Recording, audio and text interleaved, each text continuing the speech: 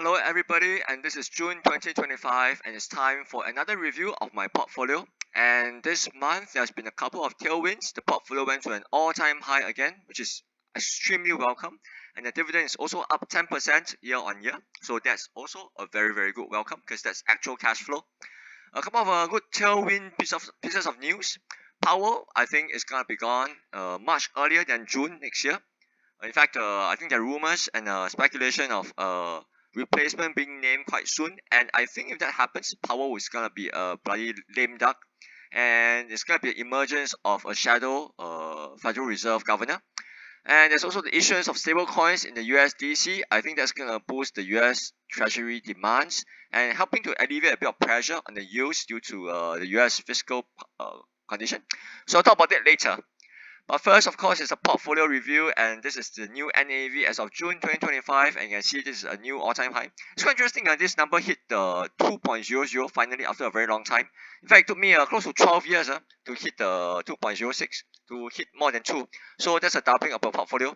It's actually over the past 12 years, I think the CAGR for this portfolio has been around 5 plus to 6%, which is not that great actually. But nonetheless, there's been a lot of volatility, especially with what happened during COVID and subsequently the raising of rates for the past 3 years. They have put a very big dampener on returns so far. Hopefully, times will be better now that the inflation is kind of behind us, and hopefully the rates will come down soon. Nonetheless, it's still good to see the portfolio rising to above 2, and that's doubling of the portfolio. Finally, looking forward to this day. And in fact, equities are doing very well. The Singapore market is doing decently well with inflows.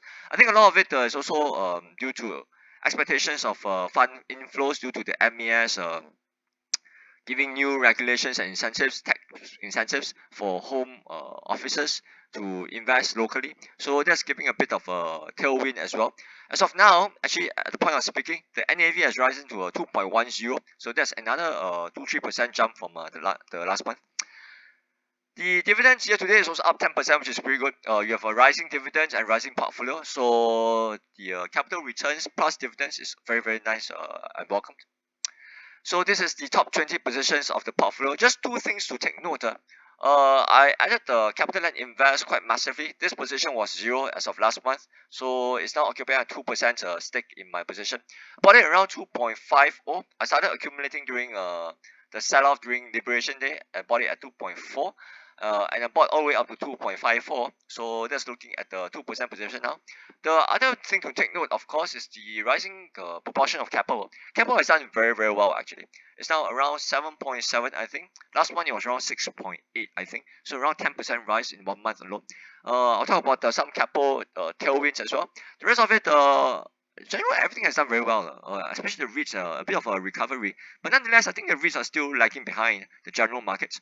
I do expect them to be around 15 to 20% upside once the Fed starts to cut. So that's a decent boost to the portfolio, I think, hopefully. So some pieces of news that I want to go through just to share. The first, of course, is the naming of the next Fed chair. I think Powell is a bit late to the game, I think, as usual. And I think it's quite obvious that the next Fed chair will be dovish. So that's going to bid pretty well for the cutting of rates going forward. The main thing though is just inflation. Because inflation, if it doesn't come down and the new Fed chair is too dovish, that might spark a further sell-off in the dollar, leading to a steepening of the yield curve, which might not be good for risk assets. So I think no matter what happens to the Fed chair, the most important thing is for the inflation to come down, which I think it will actually. Another big thing is of course, increasing demand for stable coins and the passing of the Genius Act by the US Senate.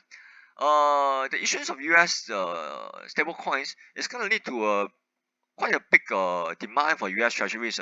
What happens is that the issuers of US stablecoins will need to match the issuance by buying an equivalent amount of US Treasuries. So that's going to lead to a new demand for US Treasuries other than your usual sovereign guys from China and Japan and stuff. So that's going to be quite a big boost, especially now that there's a lot of worry about the US fiscal condition and therefore leading to a steepening of the yield curve. So that's one good thing. Another good thing though is that the US Federal Reserve has relaxed plans for key banking reserves. So going forward, the banks will be allowed. US banks, JP Morgan, Goldman Sachs, and Bank of America and stuff, they are all allowed to buy more US Treasuries. So I think these two things, the new Treasury, the new relaxed bank rules, plus the issuance of US stablecoins, will lead to two sources of demands for US Treasuries. So helping to alleviate the pressure on yields, therefore lowering the US Treasury curve. Another thing I think is such interesting, that I would like to talk about is capital. Of course, capital is 14% of my portfolio already, so I'm placing a lot of emphasis. P.S. Gupta, of the previous CEO of DBS, which has done a magnificent job managing DBS. I have DBS in my portfolio as well. He's going to become the new deputy chairman for Keppel, and I think it's just logical that he becomes the next chairman. If he becomes chairman, I think it's going to be very, very good, especially since he has a lot of experience in wealth management and financial matters. And you can see that Keppel is becoming a global asset manager. So I think having a seasoned CEO in Lo Junhua and a very financially savvy chairman in P.S. Gupta is going to lead to a dual force for Keppel in its bid to be a global asset manager. So I think this is extremely good piece of news that people do not understand. There's going to be a massive synergies once this guy comes on board and has some influence on the board. Finally, of course, is the trade tariffs that has been rocking the world since Liberation Day in April. News, of course, erupted that the US has a deal with the UK already, and I think they just announced a deal with Vietnam. The tariffs will reduce to 20% from 45%, and transshipment will go up to 40%. That's gonna be quite bad for Chinese exporters. They are basically close off the loopholes for Chinese exporters shipping to other countries and then them shipping to the US. So I think this is gonna apply to all ASEAN countries. Singapore, Vietnam, Cambodia, Malaysia, all transshipments will be 40% tariffed. So I think that's gonna be bad for Chinese exporters. But nonetheless, it's good to have some clarity. And the 20% tariff on the ASEAN countries is not gonna be that crazy. I do expect the originating country to absorb around 67% and some to be absorbed by the US companies. The pass through to the consumers will of course depend on the consumer strength, which I don't think is very strong. So I think the effect of the tariffs on inflation will be there. That means that there will be inflation, but I don't think it will be that huge that everybody is expecting. So nice thing, of course, to see a portfolio rising, and I think I do expect the lowering of interest rates going forward.